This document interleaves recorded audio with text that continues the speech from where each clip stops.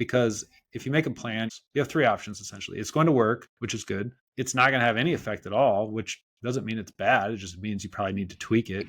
Or it has a negative effect. You made a really bad plan. But you can think about it from the perspective of there's no failure. You either win or you learn. So if it doesn't work, you just learn and you move on. So it's not a waste of time. Welcome to Build Beyond, a podcast designed to challenge and guide you on your health journey so that you can meet your full potential. This has been an episode that I've wanted to do since the beginning. I think when we started doing nutrition stuff, and almost a year ago, I talking about the food environment was one of my main topics that I wanted to discuss. And I don't know, Denise, we talked about it before, but have you seen Twins yet? The movie Twins? I haven't. And Rachel, I thought about it last night. I thought, I should go watch that. When we were initially thinking about doing an episode on food environment, that was the movie that just popped into my head immediately. And I think I probably watched that a million times as a kid because, I mean, for anyone who hasn't seen it, it's like before we had The Rock and Kevin Hart making all these comedy action movies, we had Schwarzenegger and Danny DeVito. And I wonder how much of that movie, how much a thought was put into the environment piece, because, you know, Arnold Schwarzenegger, his character in the movie, is genetically engineered to be the perfect human. They had like 5 dads. They did some kind of crazy experiment, and then the funny part is Danny DeVito is made of the leftover genetic material that wasn't that good, which makes the movie so funny. But it starts off as talking about how Arnold his character was created to be perfect, and they show you the whole process, and then he grows up on a remote island where the environment is completely controlled. So exercise, he's away from all the bad stuff. He eats the perfect diet. He's just the perfect human. But even in that movie, I know there was a theatrical component to it. There probably was some thought process around, well, genetics isn't enough. If we want him to grow up and reach his full potential, we have to set up an environment that's going to help him reach that full potential, to set him up for success. So they put a lot of time and effort, or at least the characters in the movie, into creating the perfect environment, which is such an interesting thing because so many times I think now they'll have trouble with nutrition or trouble with health or trouble with exercise or whatever is going on, and they're so hard on themselves because they're like, well, oh, my genetics are bad, you know, I don't have any willpower, I just can't do this. And maybe they don't realize the impact of the environment around them, and then what simple changes to the environment, what a simple change to your environment could have, the ripple effects down in the future on your health. So because of that, I think that this is a really important topic, especially around food. So I wonder, Denise, as a registered dietitian nutritionist, how much time do you actually spend on food environment with patients? You know, I actually spend sometimes half my sessions with people, because what I find with a lot of the clients I see is they go to the grocery store and pick things up willy-nilly, whatever looks good, whatever they think they need. And then they come home that week and the stress of life gets in the way.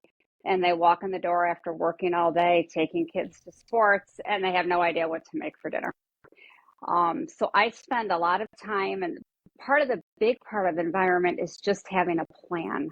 Rachel, I'm sure you do this as well, based on what I've heard from your other talk. But I spend time with them, and I actually have a tool to plan out their meals, their breakfast, their snacks. If the kids are going to a game and they're at a basketball game in Onstead somewhere, well, what are you going to pack to take for everyone to eat so you don't have to rely on the concession stands? And we kind of go through how to look at their week coming up before they go to the grocery store, and thinking about which nights they need quick meals, which nights they want to have sandwich night or breakfast for dinner, and how to incorporate all of that into the week. And then there is no stress surrounding food. If you know you have things to make sandwiches for you and your children to take to this game, there's no stress about coming home that night and thinking about what am I going to make. And as far as budgeting goes, which everybody's doing now, since prices are so expensive, I always tell them look at all the ads, clip your Kroger's coupons, figure that out first, and then learn how to plan a meal around those foods that are on sale that you can afford. I teach them how to use food over again. You know, we all probably buy food that if I'm going to buy this bag of spinach, I might use it in 3 different recipes or for a salad or put it in eggs later. A lot of the clients I talk to when they buy vegetables, they'll use it for that one meal and let it rot in the refrigerator and throw it away. I would say that's the majority of people. So that's how I kind of incorporate the environment, is trying to make that environment less stressful so that when you don't walk in the door, I'm just not going to make anything. We're going to order a pizza, or I'm going to get a frozen pizza out of the oven, just so they have a plan on those nights. And it takes a lot of stress out of it. You know, the food prep is very big now, where people prep their meals on Sunday for the week ahead. That isn't for me because I don't want to spend my whole Sunday doing that. It's very nice on social media though. So I usually don't teach them that, but I will tell them if on Monday night you're making chicken for dinner, throw 4 or 5 extra chicken breasts in there and shred that up and have something else with it later on during the week. So that's kind of how I incorporate that, just so it's not as stressful for them. And I teach them how to plan meals and how to budget their food. So I spend a lot of time with it because I think it's that important. And most people, believe it or not, don't understand how to do that. They were never taught that. They just don't think they have the time to do it. But after they've been doing it for a while, oh my gosh, it's so much easier. I don't have stress. My family's happy. I'm losing weight. I'm feeling better. So I think it's pretty important to set your week up for success. Yeah. Well, okay. Hmm. So having a plan, important. Hmm. Hmm. And that's kind of a big picture, but then you get down Hmm. into the weeds and you've got maybe Right. some tactics that you could use. So you mentioned reusing food. Hmm. So Hmm. having something maybe that you're going to make on Monday Hmm. actually be incorporated into meals later on to make things easier. Yeah. That's an interesting tactic. I'm wondering, Rachel, how do you, what do you, when you're looking at your plan from a big picture, is there anything different? And then like, how do you get into the specific tactics that you use? Because I'm sure with being a mom, a teacher, a small business owner, a wife, and just having a life, like you, There are a lot of moving pieces. yeah. So Yeah, somewhere in there. Yeah. how do you approach this? Well, I like to cook in big batches as well. So if I'm making soup, I don't make soup for 6, I'll make soup for 12, right? I'll just triple the recipe because I'll look at the week and say, okay, I know on Tuesday I come home and I've got 20 minutes to put dinner on the table. I can't realistically make something in that amount of time. So then on Sunday, we've switched now. Every Sunday we have popcorn and apples. That's just become our Sunday night because Hmm. if I'm going to have a day where I'm not as busy, I can't make lunch and dinner and still have Right. any time to just put my feet up Hmm. or plan for school or plan for the week ahead. So Sunday night is just set. That's what we're going to have. We'll have some other, cheese or I don't know, whatever else around that. But that's just Sunday. So then Monday I might make a huge pot of soup or chicken tacos or whatever. I make something bigger so that I know, okay, Tuesday or Thursday or when we need it, we'll have leftovers. I love leftovers. Not everybody Hmm. does, but I'm really happy to eat tacos twice in a week. My kids are Yep. happy to eat tacos twice in a week or whatever it is. So a lot of bigger batches instead of cooking 5 nights a week. We'll have the same thing twice and then another same thing twice. Or as everybody's growing and eating a lot more, I can send Jonathan with lunches. If there's only a little bit of leftover and not enough for us, then he gets a nicer lunch than just here's bread and meat and cheese, off you go. He's got chicken stew or whatever we had to take along. So I do that. I also like the make a bunch of chicken, have it one night as roasted chicken with vegetables, but then another night we're going to make chicken salad out of it, or we'll make something else with that. It just makes sense to put a little extra meat to cook it however you're going to cook it, and then use it for another purpose later on. Mhm. It's just the best use of time. It doesn't take me any longer to cook an extra 4 chicken breasts than it does to cook however many I'm cooking to begin with. Mhm. So we do a lot of that at home as well. I also keep, people get really into meal planning, and I do too. But if you're starting out and you're gung ho and you think, I'm going to plan all of these meals and it's going to be great, and you're trying to plan breakfast, lunch, and dinner for every day, it's kind of, you go insane because it's so much. So I try to say, okay, here are breakfast options. These are the 4 things we're just going to have on hand all the time. You can pick. You can have cereal, you can have eggs and toast, you can have granola with yogurt, you can have whatever, right? Whatever the 4th one is. For lunch, I'm always going to have bread and peanut butter and jelly and honey and lunch meat and cheese, vegetables, fruit. I always have those things. They're always on my shopping list. So breakfast and lunch are pretty set. And then dinner, I can think a little more creatively. But if I have to creatively plan 3 meals for every day for my family, it gets overwhelming in a hurry. And then by the time dinner comes around, I don't care. I don't want to care. Yeah. I can't make another decision or another hot meal. It's just, it's too much. So that's kind of agree with. Yeah, I agree with that, because my meal planning tool actually has 2 lines for breakfast and 2 lines for lunch, assuming that's a really good point. Right. Yeah. But I don't need to cook. I mean, I could, right? I could cook 3 hot meals a day, but I wouldn't do a lot of other things, right? And if I was working outside of the home, that would make that even more difficult. So exactly. We still have good choices on hand, but they are choices, and this is what we're going to do. And then at dinner time, good, we'll do something more interesting. But that's helped me a lot to just simplify 2 meals and make dinner a little more exciting. Okay. How do you decide the choices? How did you come to those? For breakfast and lunch, you mean? Yeah, because I think that there's going to be a default for everybody, and it's usually has to do with how you were raised. Yeah. So maybe that's what you had when you were a kid, or that's what you like.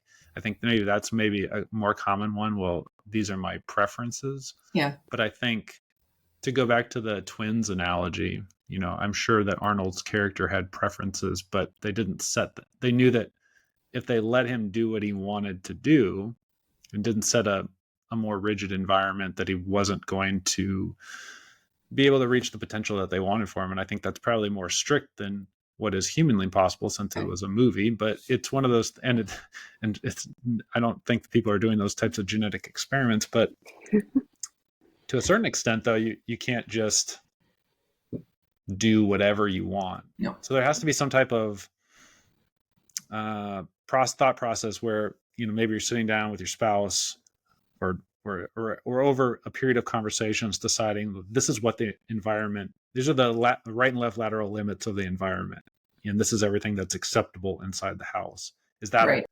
Did those conversations happen, or is that some type of consideration that you think about? It's something that it's something that I think about. I mean, if I left it up to my kids, they would eat fun cereal, is what we call it, every day, right? They would eat the sugary things because it tastes good and it's fun and it's colorful and it's right. Yeah. But then they feel like garbage 10 minutes afterward. And so they get to do that sometimes. I usually say once a week, you can pick the whatever sugary option. That's fine.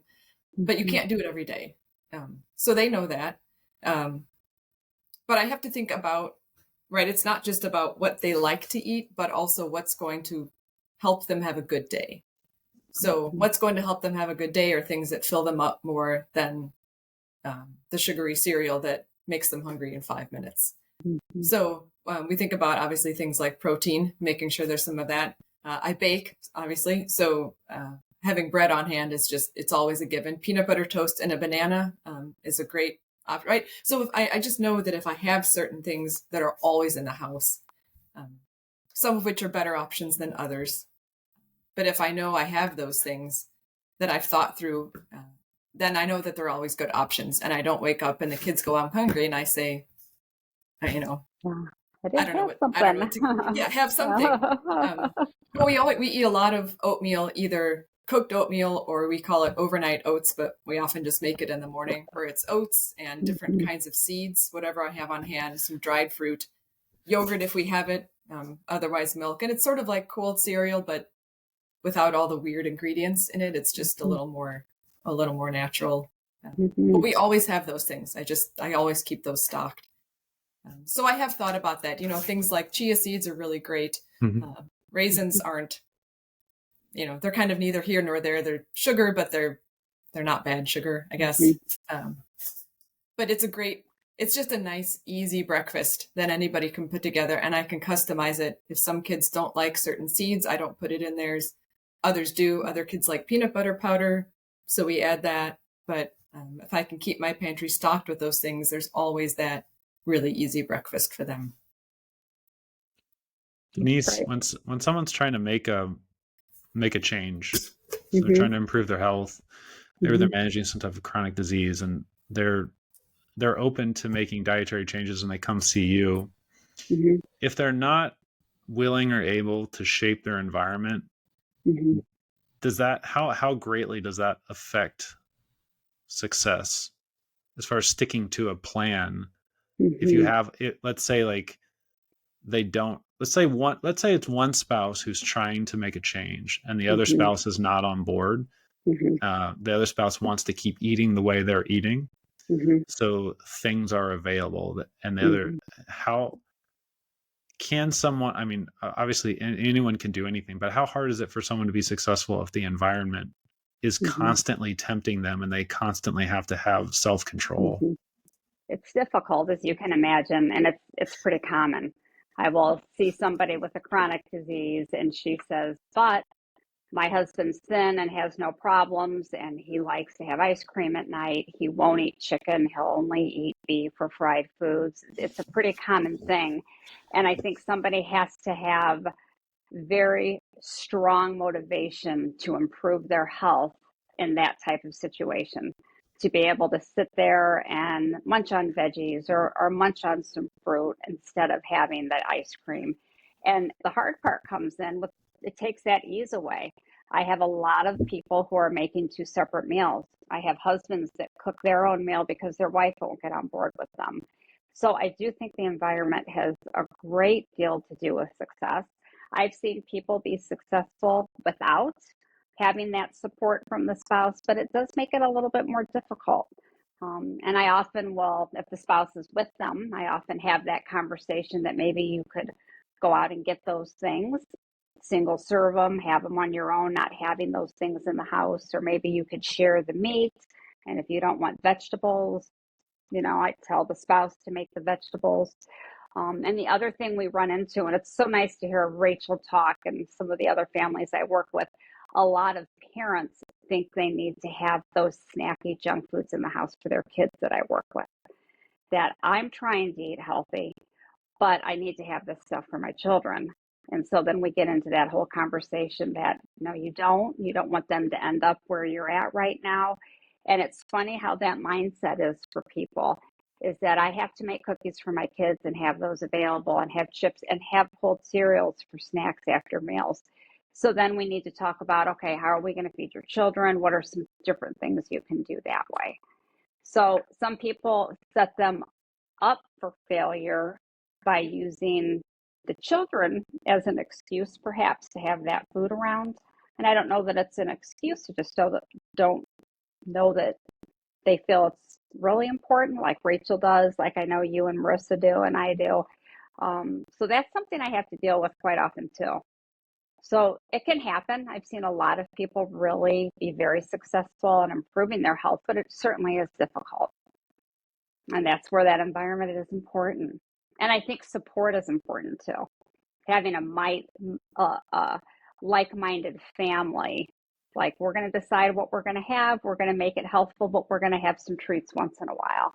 And I think that's really difficult when you don't have someone that's on the same page as you are. And very common, unfortunately, in a lot of the clients I work with anyways. Yeah. Are you guys familiar with blue zones? Yeah.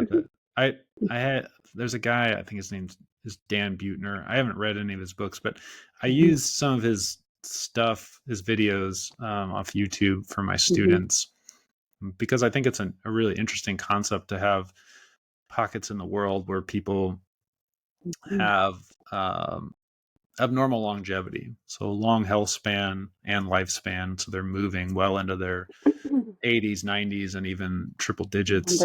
Mm-hmm. And I think there's some debate on whether these blue zones actually exist, but these people are living a long time. And one of the things that strikes me that I try and get across to my students when I show them these videos is when Dan talks about the blue zones, he spends most of his time talking about the environment that they're in. So these are environments typically they don't have as many modern conveniences. So people are nudged into movement out of necessity more often. So they're less sedentary. They're not hitting the gym typically, but they're just moving throughout the day, a lot more walking, bending, picking things up. They have less access to processed foods. So I think the phrase that he uses is that their environments make the healthy choice the easy choice, because they just don't have access to certain things. There's also other important things about their environment. A lot of times there's break time, downtime built into the day, whether it's like prayer or siesta or happy hour. So there's more time there's less stress. And I think that keeping a rigid schedule is less of a problem. And so when we start talking about blue zones, everyone initially the conversation starts around food, but very quickly it shifts to environment and the social aspect. Just having people around you in your environment that are doing the same things, that are eating the same way and living the same way. And I think you see that same concept in so many other things that are health and fitness related. CrossFit is a really good example. CrossFit is a fitness company, but it's really built around this concept of these local affiliates, which are just basically small communities of like-minded people who are very interested in physical activity, strength and conditioning, and then nutrition. But it's interesting because CrossFit, at some point within the last couple of years, they changed their definition of what it is. And so the main part of their definition stayed the same, but they added a line to it, and they said, so they're talking about high intensity functional movements and everything, and it said these movements are most fun and effective among friends at a local CrossFit gym. So that's what they added to it. And I looked back through their website to see if I could find a press release when they did that, and I think they just did it silently. And I asked an affiliate owner here in town, and he had noticed it too, and he didn't remember when they did it, but it was fairly recent. But that's such an interesting thing, even and from a community that has grown kind of worldwide, that is doing some interesting things, that the environment, things can be more fun and effective if you're with friends or family members who are doing the same thing. So then in the context of going back to creating that food environment in your home, if you can get your spouse on a similar page, if the kids start to understand that this is in their best interest, then it can be kind of fun and enjoyable. And then you're supporting each other. And I think from what I know about Rachel and having been around your kids, it seems like they have fun with it. They appreciate the emphasis that you put on the environment, whether it be setting the table in a beautiful way, like we talked about in our last discussion, or helping you in the kitchen with baking and things like that. So they're not on the outside looking in saying, oh, why can't we be a part of this? I don't understand. They're part of the process. And so I think when at least when I try and help people grasp this concept and why it's almost the most important first step for a lot of people. It's not so much about what you eat. It's if you can set up that environment and you can make one little change that's sustainable over a long period of time, it's way better than just being well, I'm just gonna cut this out of my life forever and be really strict about it. Right. Until you don't, and then Yeah. you make Well, up for lost time. And well, that's where like the stress eating and the binge eating yeah, comes in. And I think at that point, you know, if that food does exist within your environment because maybe a spouse has it, you're going to eat it Yeah. because Yeah. it's there. Because, and that's another thing, is that I think that the concept of blue zones, and they talk about, is that these people who live in these blue zones, who live to be live a long time, they don't have inhuman self-control, and they're just regular people. Right. They just don't have access to some of this stuff. So even if they had a sweet tooth and they wanted to go binge on ice cream, it's just not there. They'd have to go Twelve make hours it. to make it. Yeah, By that point, you don't want it anymore. they'd have to go make it. So how can, like, my following question though is, how can we cultivate a food environment that doesn't require us to have inhuman self-control? What are the most important, like, if you could, I don't want to boil it down to three things, but a handful of things, or one thing, like, where would you guys start as far as setting this up? So someone is starting from square one, who says, you know what, I'm listening to this podcast, I want to make this change.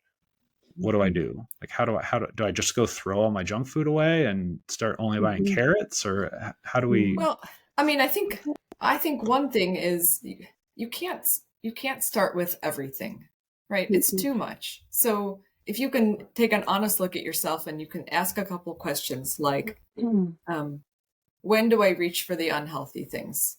Is it late in the day? Is it for breakfast? Is it all day long? And what are the things that I reach for? Am I grabbing chips because they're crunchy and salty? Is it's 10 o'clock at night and I'm tired and I'm eating ice cream? Like, where's the rub, I guess you could say. And if you can pinpoint that a little more specifically, then you might start with one thing. You might say, okay, the chips are really the thing that are throwing me off. So I'm going to start there. And instead of buying chips when I need something kind of crunchy and salty, maybe I'll have tortilla chips and salsa, because it's still going to give me some of that effect, but it's not going to be the same thing as the really greasy, salty other kind, right? You might make some simple changes like that. Or if it's something like ice cream, I mean, a couple of things that I think about. One are this sounds really dumb, but put it somewhere that it's harder to get to. So instead of it being easily accessible in my normal freezer, it goes in the deep freeze downstairs. So if I want it, I have to go all the way downstairs, all the way to the back of the house, get it out, right, and bring it up. So I might still make that choice, but it's not just, oh, it's literally right here for me to get. It's a little bit farther away. So some things like that. Or if you wanted to take it to another level, you could say, I'm still going to eat ice cream, but any ice cream I eat, I'm going to make it myself. You still get ice cream, but I'm certainly not going to make it every day. I don't have time for that. But I can still, I think for me, it's a step too far to just say, I'm never going to eat that. Because it limits you in social situations. It limits you in terms of what you enjoy. And food is meant to be, we talked about this, food is meant to be enjoyed. But I don't need a whole gallon of ice cream that has a lot of chemicals in it.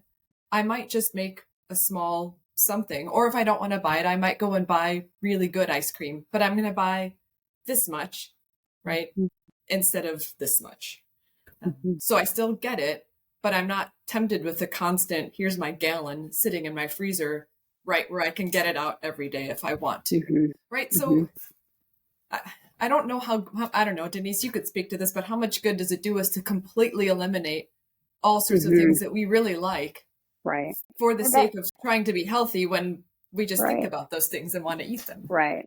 That's something, and Chris knows this, I've never recommended either. I mean, food is joy, food is memory sometimes, and some of those high calorie, not so healthy foods provide that for us. But I do have people start very gradually, and I have them do exactly what you're talking about, Rachel. Look at our day. Where are we having problems?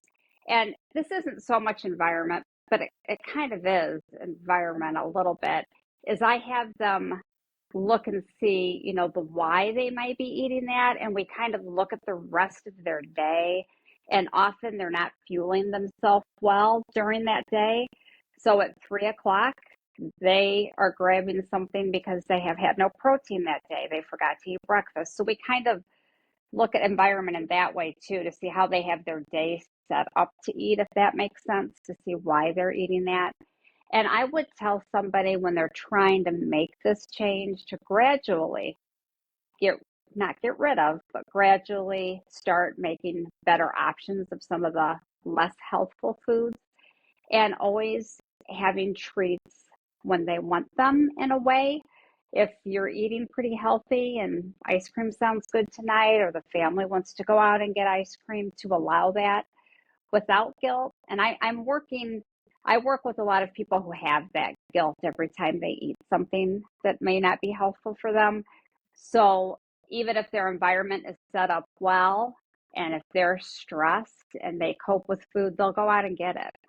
You know what I mean? So there are some ways you can set your environment up, but sometimes that's not going to work for certain people either. Individuals that maybe are restricting themselves to an effort to be healthy and lose weight. If they get a craving due to stress or coping, they're going to go out and buy that anyways. Does that make sense? I'm kind of talking about two different things there, but definitely not eliminating. And I have people walk in my door all the time, as Chris knows, and students as well. I've given up sugar. I'm never eating sugar again. I've given up carbs. I'm not doing this again. And yes, you are. You are going to eat them again. So, definitely it's just those gradual changes and allowing yourself to have that food to bring you that joy. But again, I love your point, is to make it at home, make it as a family, Yeah. make cinnamon rolls for breakfast on a Sunday morning, Yes. Bake a cake together or cookies together for a treat. Right. But I do think it has to be done gradually. Yeah. And we do have to allow some of that in the environment, because if you go too crazy, I've seen it too many times, it comes back, and it's not a good thing. Right. We found too that so at least one of our kids doesn't react well to sugar, right? Mm-hmm. Like your white sugar, brown sugar, it doesn't sit well. Mm-hmm. And so we had to start reading all of the labels, which I had never really paid attention to. I know how to read a label, but until we had this, you had to. I kind of went, well, it's a tortilla. I mean, what does a tortilla have? Like flour and, all right. Well, tortillas have sugar, most of them. I didn't know this. Ketchup has lots of sugar. But there are all these normal foods that I was stocking that I thought were decent choices until I looked more closely at the labels. And I got really angry for a long time because I couldn't find, and I was just making everything. I made our own ketchup. I made our own barbecue sauce. You're just, you're going nuts trying to do this because I knew it was affecting her poorly.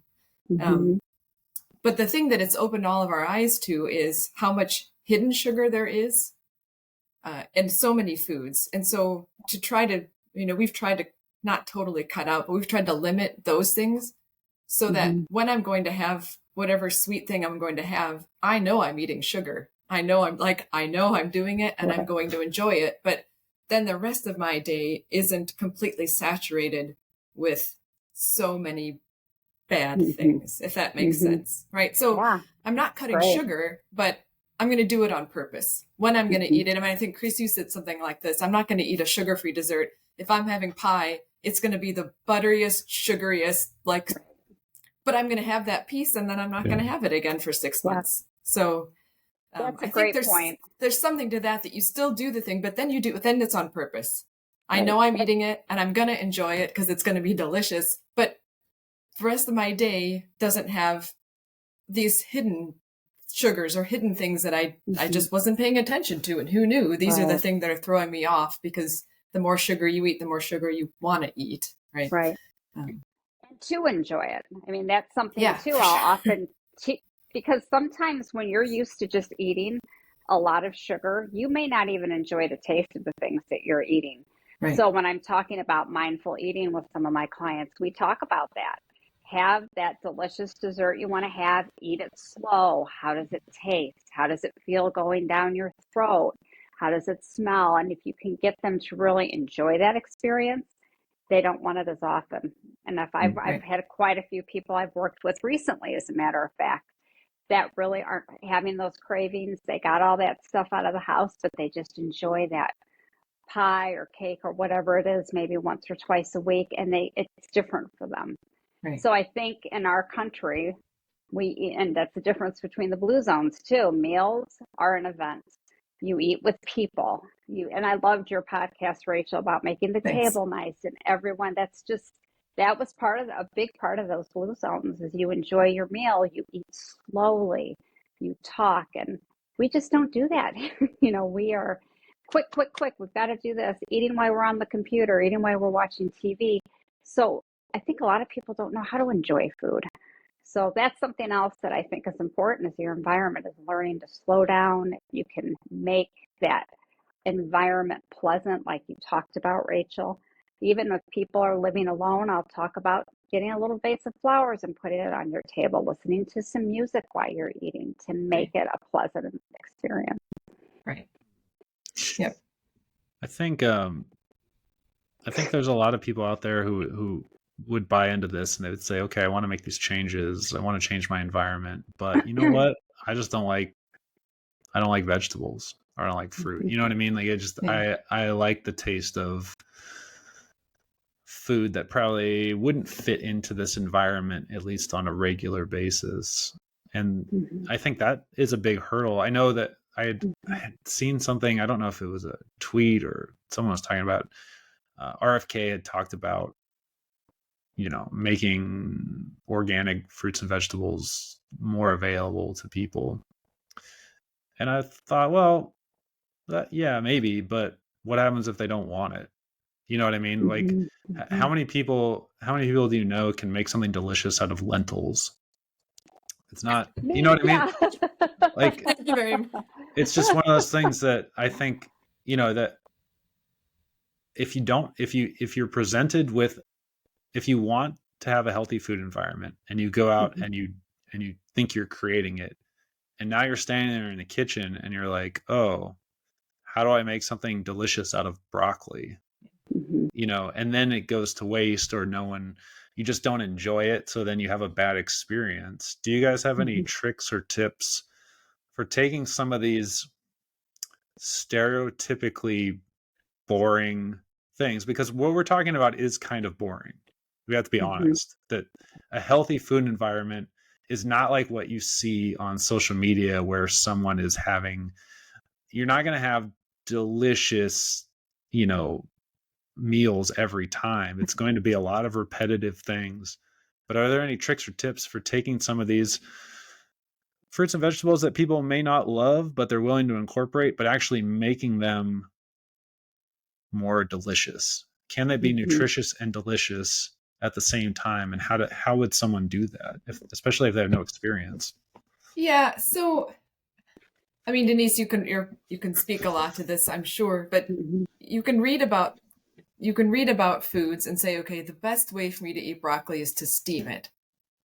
I don't like steamed broccoli. I don't know, but it's just gross. It's weird. There's no texture. That might be the healthiest way for me to eat it. But the next healthiest way for me to eat it might be to put it in the oven and roast it when it is actually then really tasty. So I think we have to get out of these boxes of, well, this is the only way. If I'm going to eat broccoli, this is the only healthy way. Or you might say, well, I steam my broccoli, but then I pour cheese sauce all over the top and now I'll eat it, but I've defeated the purpose of doing it. So sometimes you take the next best thing and do that. I love roasted vegetables. I mean, you made this roasted cauliflower, those steaks. That's right. That's a beautiful way to eat a meal. We just had roasted Brussels sprouts. My kids devoured them because they're delicious. But my dad grew up without any of those kinds of things. And he looks at me when I make things like Brussels sprouts and he just shakes his head like, what are you making for your children? Right. But my 7-year-old, for his birthday, do you know what he asked for? Brussels sprouts. That's what he wanted to eat for his birthday dinner, right? Because he's had experience with them. He knows that when you prepare them in a certain way, they taste really good. But I think you have to be willing to try some things and fail. Yeah. You have to be willing to try some foods and say, you know what? I steamed that broccoli and it was terrible. I'm not doing that again. Good. Don't eat the bad broccoli. Don't eat the foods that make you sad. Yes. There, you Yes. can find, I don't know. Yeah. I just, Yeah. And you then I shouldn't think, sit down at a meal and think this is disgusting and I don't want to eat this, but it's a healthy thing. And so I'll yeah, do it. yeah. I don't, there are other ways to have Yeah. delicious food that doesn't have to be sad. Right. Yeah. And that is what people think when you talk about vegetables. Yeah. So I actually have a printed list. Most people that I see don't like vegetables, didn't grow up with them, like you're saying. Yeah. So I've got a list of vegetables, and I say, what things on there do you like? And people always will circle or choose 4 or 5. And then we do, on the back of it, it teaches them how to roast vegetables. I think people just have to look for unique recipes, and social media has a lot of junk on it, but there are also a lot of very good chefs, registered dietitians, people like you, Rachel, that have people like Chris. That was a perfect example, that have just delicious ways to prepare things.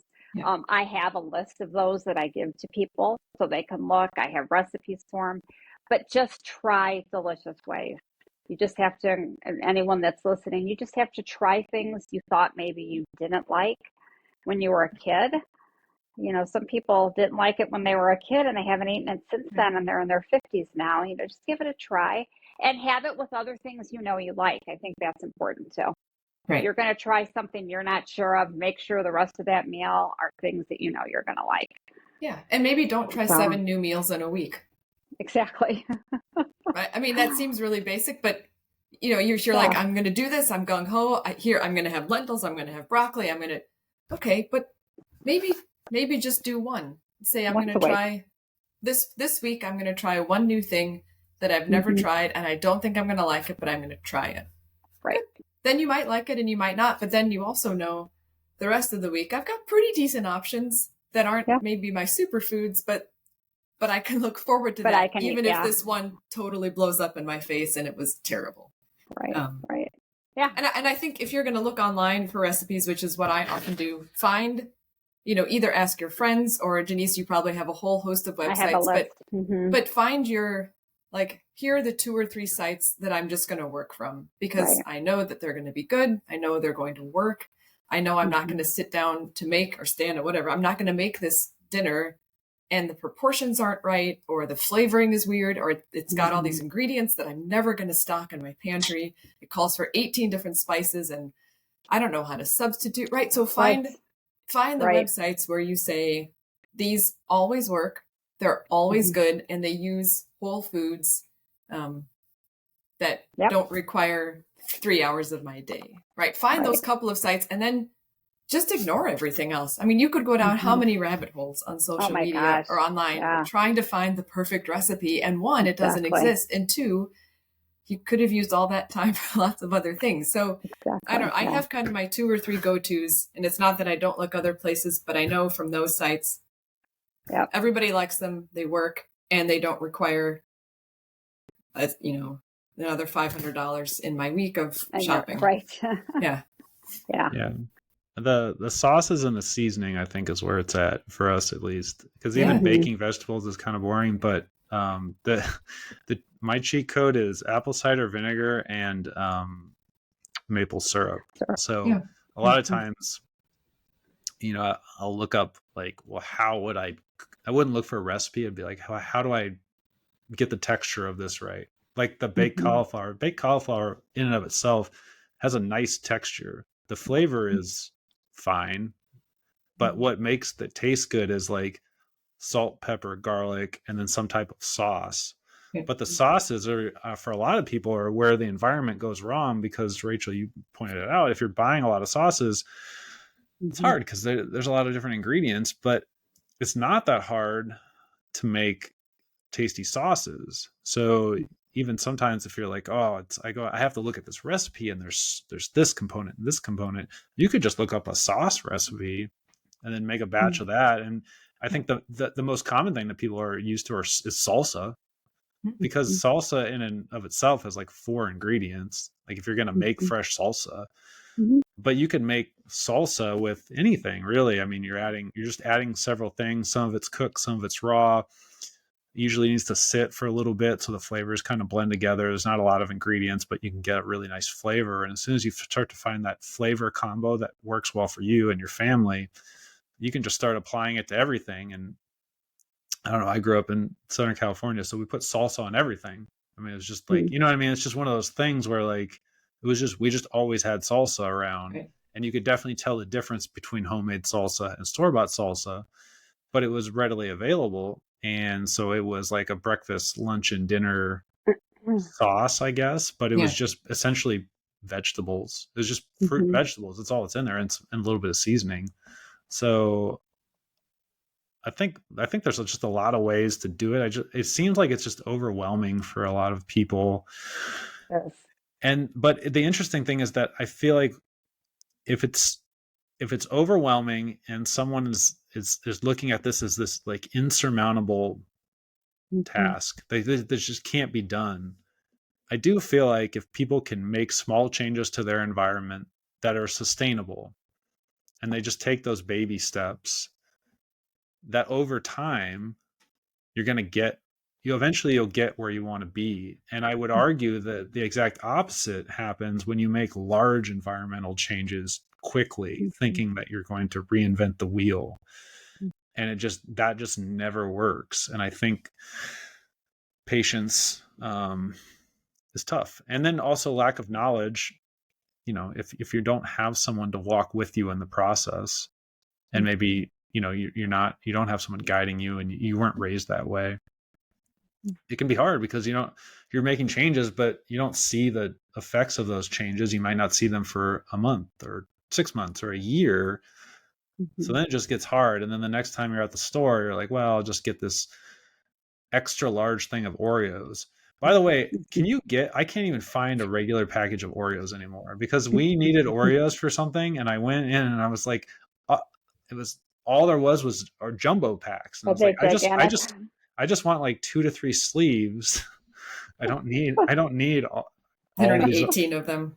Yeah. So Right. I think as soon as you open the door to your environment and you let certain things in, like you're like trying to get 2 Oreos in the door, and 37 of them come sprinting through, and it's like, great, You're going to eat them because they're there. I have all this stuff in my house, and I don't want to throw it away. Yeah. Right. I don't know. It's like, can you just go somewhere and buy 5 Oreos? Yeah. No. But I think to that point, and this is where I think, Denise, your work is so valuable. If you're trying to just do this on your own and you go to Google, you're going to have all of the different options, and everyone's saying you can only eat these things. And then the next guy saying, well, no, you can only eat this. And the next person saying you should never eat those things. You should only eat this.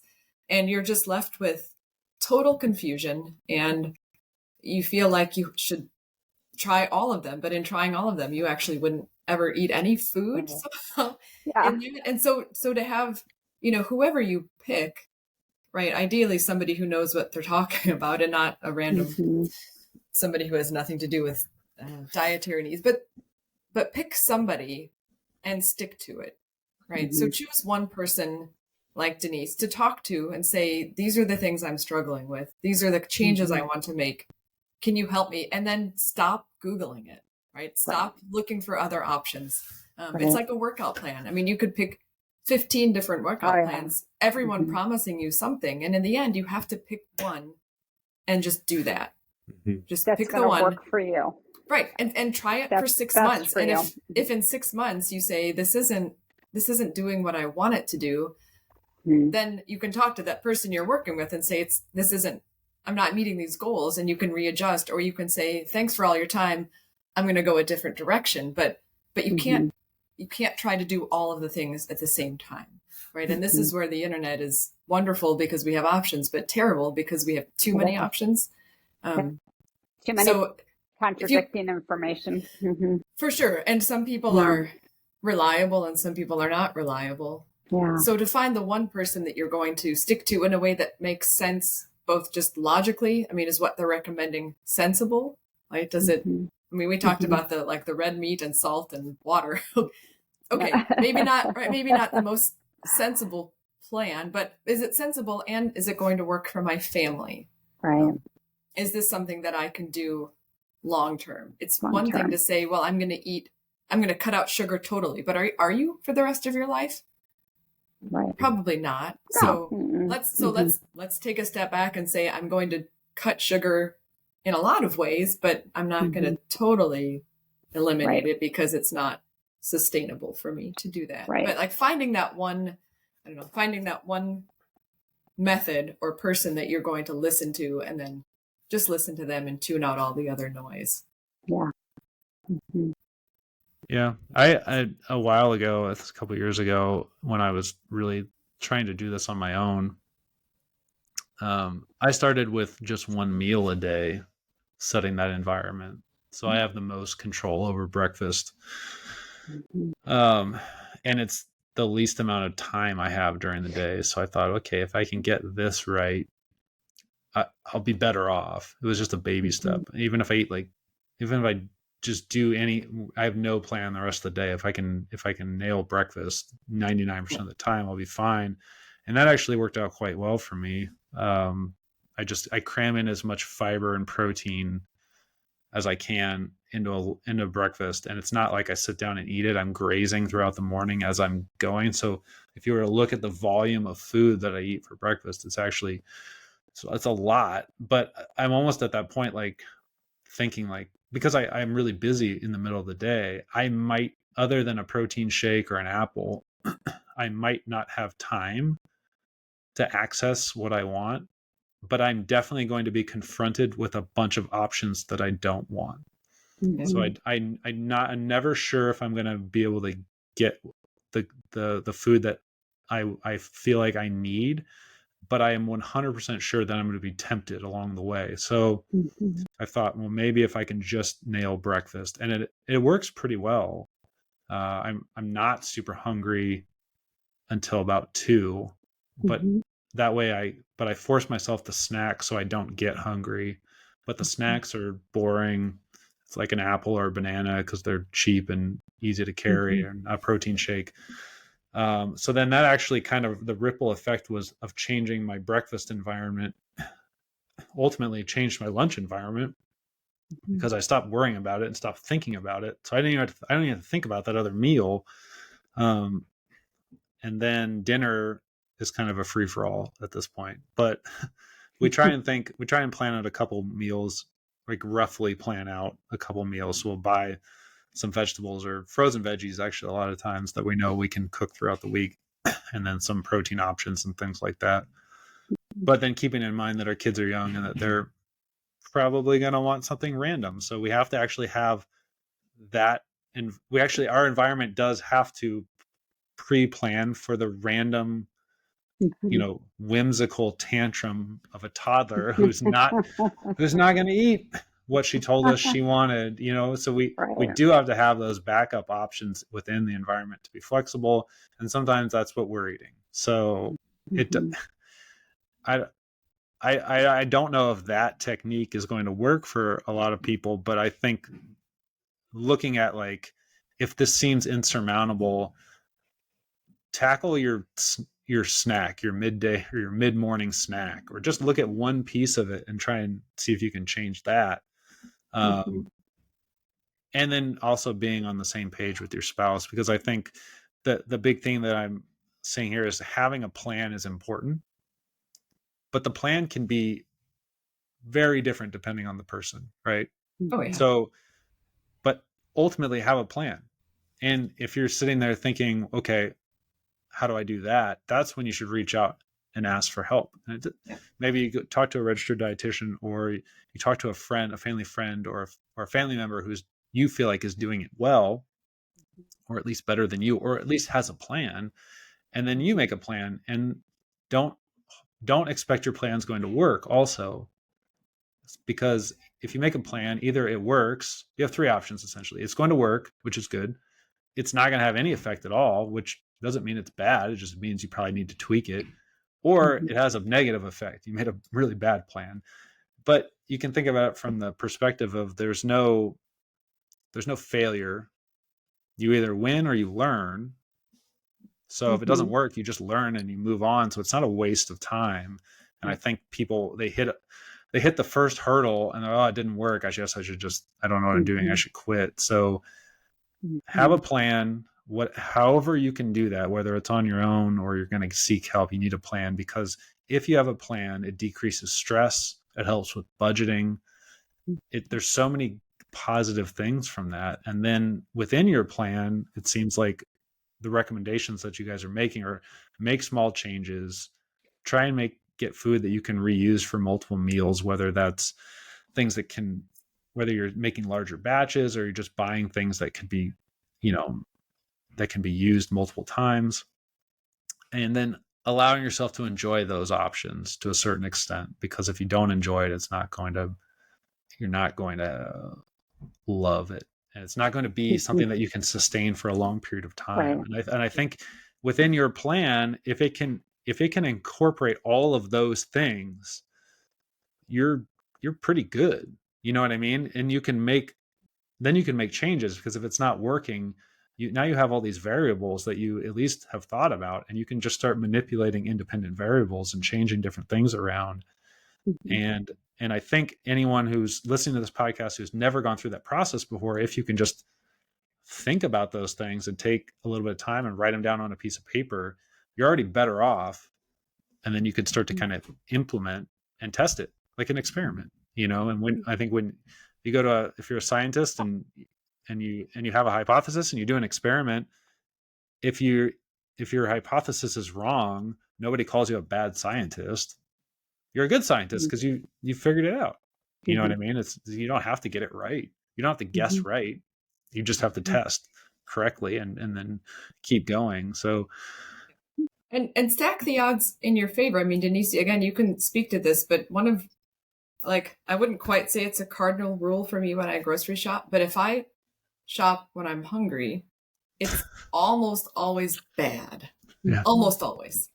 Right? Because I'm hungry. And so just like at home, I'm going to reach for things that I can eat immediately, which are convenience foods and not great choices. But, if I can have an apple on my way to the store, then I can stick to my list a lot more closely. A little bit better. Right. Good idea. Also, here's a pro tip: take small children with you to the grocery store, because you won't have time to think about what you want to get. You have to have a list and just go and get through the store. So, there you go. It's my pro tip for the day. Oh man, yeah, that solves one problem and then creates 10 more. Another one. It does. But right. So having a plan also when you go to the grocery store, so that you're not just wandering the aisles, trying then to think about what you're going to eat. But I know I always need these things. I'm sure I get these things, so that you're not just making kind of snap decisions, and then you end up with a bunch of broccoli that you don't have a plan for, and then it just gets gross in your refrigerator. Yeah. Which happens to all of us, but it can happen less with a bit of a plan in place, I think. All right. Have a plan. I think that's a good way to end it. Yeah. All right, guys. Thanks for joining me today. I think it's fun. Pleasure.